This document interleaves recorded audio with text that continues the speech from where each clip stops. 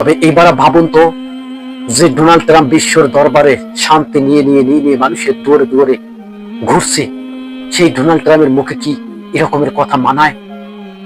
একটা রাষ্ট্রের উপরে চাপ সৃষ্টি করে সেই রাষ্ট্রটাকে দুনিয়া থেকে, পৃথিবীর মানচিত্র থেকে শেষ করে দেওয়া কি এটি কি কোনো ন্যায়ের কথা হলো? এটি কোনো ন্যায় যুদ্ধ? এটিকে কিভাবে ইরান মেনে নেবে? ইরানের যোদ্ধারা কিন্তু স্পষ্ট জানিয়ে দিয়েছে ডোনাল্ড ট্রাম্পকে যে যুদ্ধের ময়দান থেকে ইরানিরা পালানোর পত্র না, তারা কাফনের কাপড় পরে তারা কিন্তু প্রস্তুত হয়ে আছে। আসলে ইরানিরা তো কাফনের কাপড় পরতে পারবে, যদিও হইলে মুসলমান, তাই না? কিন্তু আমেরিকানরা কি পরবে?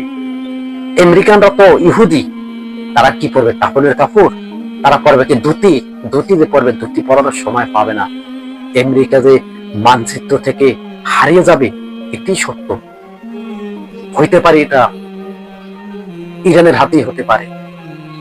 ইরানের হাত ধরেই আমেরিকার ধ্বংস নিজেই ডাকতে আছে।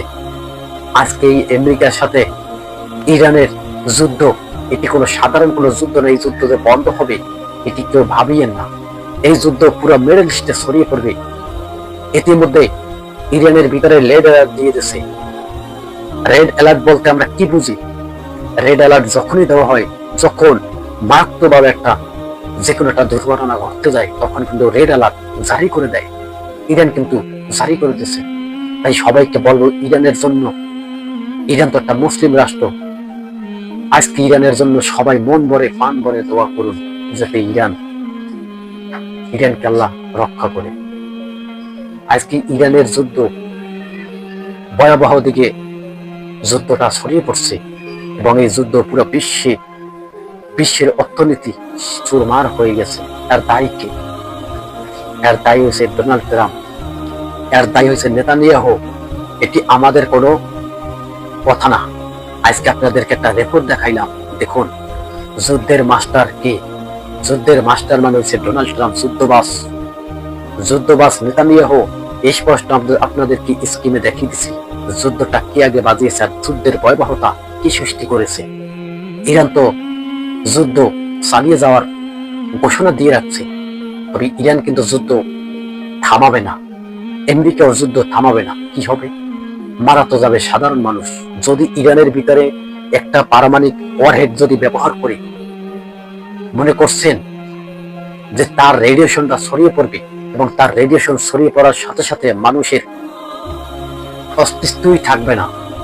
মানুষ যে পালাবে বাংকারের ভিতরে, দৌড়ি পালাবে, তাও পারবে না। আমেরিকা কি এই পারমাণবিক অস্ত্র ইরানের বোমের ভিতরে ব্যবহার করবে? আর সমস্ত রাষ্ট্র কি তাকিয়ে তাকিয়ে দেখবে এই ধ্বংসত্ব? তা তো মেনে নেওয়া যায় না। দেখুন কি হয়। সর্বশেষ আপডেট আসলো, ইরান আমেরিকার যুদ্ধ কিন্তু আবার পূর্ণভাবে শুরু হয়ে গেছে বলতে মহড়া সাধারণ কোনো মহড়া না। আগের গতির চেয়ে যুদ্ধ এখন যে বর্তমানে যুদ্ধটা চলছে ভয়াবহ। আজকে সবাইকে বলবো, মানিনি, আমি মেনে নিলাম যে ইরান একটা শিয়া রাষ্ট্র, কিন্তু ইরান শিয়া রাষ্ট্র হয়ে যতটা ইহুদিদের সাথে লড়াই করছে, বাকি সবাই কি করছে? আজকে ইরানের উপরে এত খ্যাপলেন কেন? ইরানের ভিতরে কি সবই শিয়া? ইরানের ভিতরে কি কোনো সুন্নি নাই? ইরানের ভিতরে কি অন্য কোনো মানুষ নাই? সবই শিয়া। আপনাদেরকে বলি, সবকিছু বলে যান, যুদ্ধের ময়দান থেকে পালানো যাবে না। নবী সাল্লাল্লাহু আলাইহি সাল্লামের স্পষ্ট ঘোষণা, আল্লাহ তাআলা রব্বুল আলামিন স্পষ্ট বলে দিয়েছে, যারা যারা যুদ্ধের ময়দান থেকে পালিয়ে যাবে তাদের জন্য জান্নাত হারাম হয়ে যাবে। তারা জীবনে জান্নাত পাবে না। কেননা ইসলাম ধরে রাখার জন্য আপনি যুদ্ধের ময়দান থেকে মারা যাবেন, শহীদে মৃত্যুবরণ করবেন। আরে পৃথিবীতে এই আছে এই নাই, আমরা যে কোনো মুহূর্তে মারা যাইতে পারি। এই রকমের একটি খুশির সুসংবাদ শুনে তার না মনে চাই যুদ্ধের ময়দান থেকে আল্লাহর প্রতি জীবনটা বিলিয়ে দিই। আজকে ইরান বুঝে ফেলছে যে যুদ্ধ কিন্তু ইহুদিদের সাথে মুসলমানের যুদ্ধ, এটি সেই চূড়ান্ত যুদ্ধ, এটি সেই গাজোহাতিন যুদ্ধ, এটি সেই পারমাণবিক অস্ত্রের যুদ্ধ। তবে সবাইকে বলবো, যে যেখান থেকে আছেন, ইরানের জন্য এতটুকুই করুন, আল্লাহর দরবারে দোয়া করুন যে আল্লাহ মুসলিম জাহানকে বাঁচাও।